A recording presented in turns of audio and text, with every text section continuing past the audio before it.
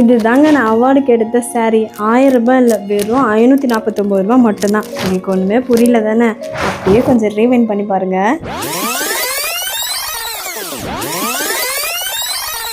ஏங்க வர 30ஆம் ஒரு அவார்ட் ஃபங்க்ஷன் இருக்குல்ல, ஒரு சாரீ புதுசாக வாங்கலாம்னு இருக்கேன்.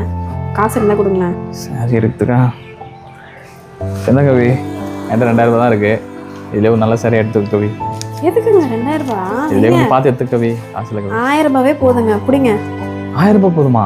1000 ரூபாவே போதும். என்ன சொல்ற? ஆமாங்க, இதுலயே நல்ல சரியா நான் எடுத்துக்கிறேன். அவார்ட் ஃபங்க்ஷன் கட்டின்னு போறது கவி. வாங்க நான் சொல்றேன். சரி வா.